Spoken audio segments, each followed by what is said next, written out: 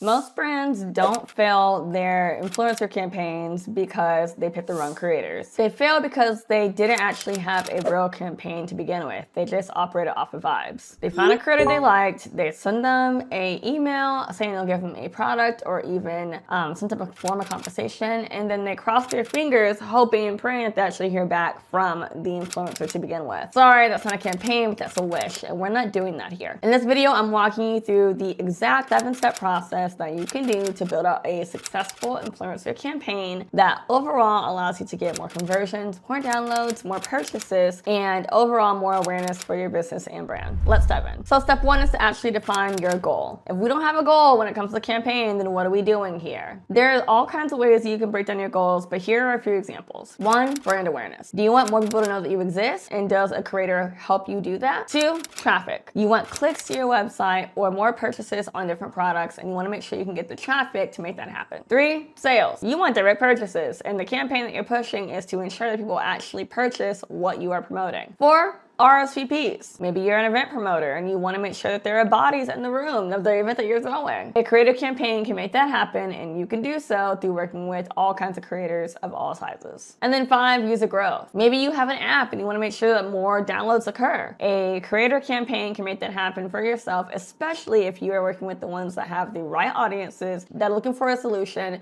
to an issue that your app solves. Your goal determines who you hire. So you want the time to actually figure out what that is and be very clear on it before you even dive into the campaign overall. The next step is to set your budget. Having a budget with working through this is going to be important because it's going to determine how many creators you can actually work with. You don't need a massive budget, but you do need a realistic one. So here's a rough estimate of how you can determine that. If you're working with nano influencers, then you should stick to around $500 to $1,000 for that campaign. If you're working with micro influencers, then you're looking for anywhere from $1,000 to $10,000 for the campaign. Above that, you can start mixing mid-tier creators and more and get a good mix of who converts with what. But if you want a good breakdown of what creators to actually tap into in the first place, you can press this video here and learn more about what kind of creators are what and how you can dive deeper into them based off of their followings. Something to keep in mind as well is that you have to have a budget for not just the creator fees, but the cost of the product, the cost to ship it, the cost to ensure that you can have negotiate for whitelisting if you want to use the video for ads. All of this needs to be included in your budget when it comes to the campaign, and it's going to determine how many creators you can work with. Step 3 is to write out your brief. Now I actually have a video on how do you work through an entire brief overhaul, and if you want to watch that, you can click on the link in the description below to tap into that. But a clear brief will make it easy to ensure that your creator actually performs because they know what to do. Here's a quick breakdown on what that looks like, and I'm going to talk you through it. So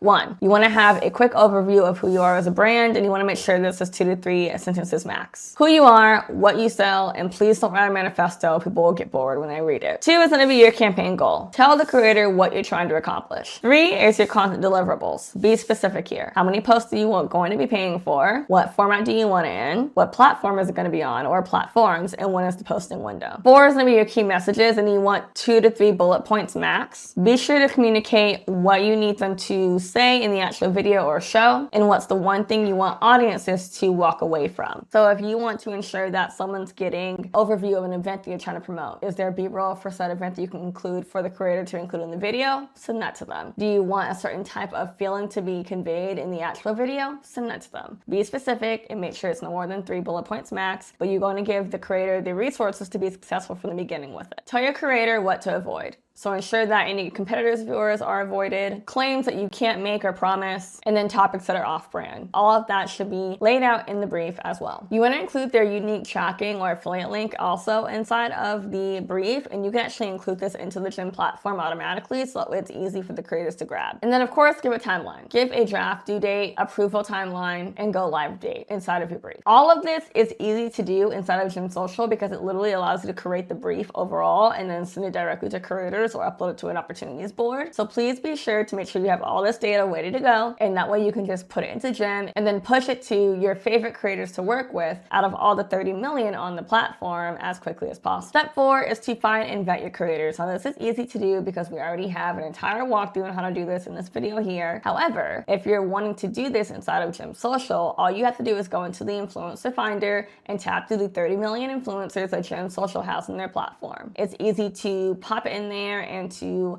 reach out to a creator, to view their profile, to view their stats and their media kit. That way, all you have to do is find who's in your niche, tap in with what they do, see their previous work, and then reach out to them easily. Step 5 is to negotiate your contract with the creator. So once you identify the creators you want to work with, take the time to actually go through what their needs are, what your needs are, and how you can agree on a overall contract that you can then accept inside of the Gem Social platform. And make sure you nail down these items before any content gets created. So your rate, is it flat fee, is it commission based, or are you sending a product in exchange for the actual content? What are the deliverables, and what exactly they're going to be creating, and where is it being posted? Usage rights is also important here, and it's going to come up in negotiations if you want to repurpose their video and ads. Ensure that you have availability in your budget to make room for whitelisting or any timeline that you could have their content up on your profile or longer. And then of course, exclusivity. How long are they going to have your link in their bio? How long is their content going to be on their profiles? And of course, how long do they have until they can work with a competitor of yours? Inside of Gem, all of this is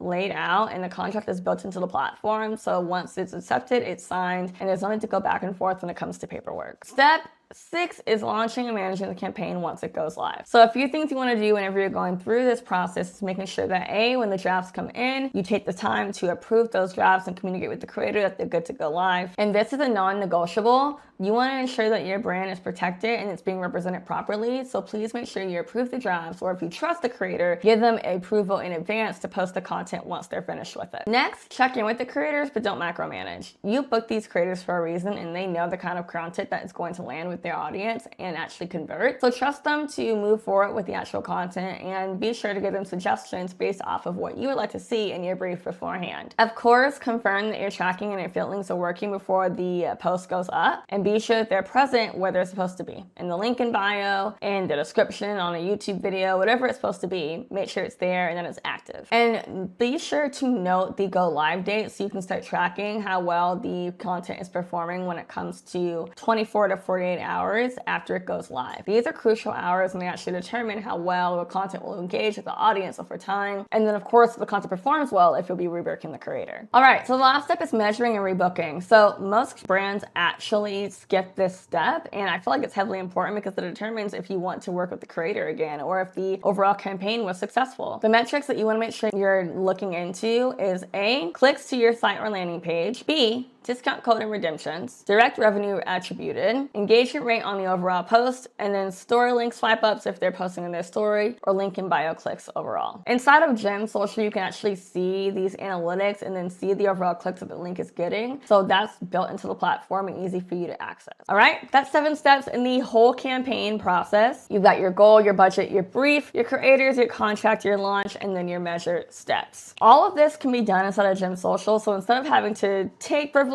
notes and ensure that you can do this on your own or hire someone else to do it, you could get on the Gem Social app and have our system do and take away a lot of the heavy lifting for you, and all you have to do is manage that process. If you loved this video and you loved how helpful it was, then be sure to let us know in the comment section below. And then of course, if you have any feedback for us too, give us that as well. Additionally, if you have had some success in campaigns and you want to give those tips to other creators and you want to give those tips to other business owners, comment that below as well. If you like this video, be sure to like, comment below your takeaways, and subscribe to the Gem Social channel for more videos and tutorials that we have on creator and influencer marketing. And if you haven't got a chance to get on Gem Social yet, we do have a free 7-day trial that you can try and test out to connect to your favorite creators and hopefully get their eyes on your brand. The whole platform is built around this process, and we are working smarter, not harder, in this year. So please tap in with us and let's make influencer marketing easier for you. We'll see you in the next video.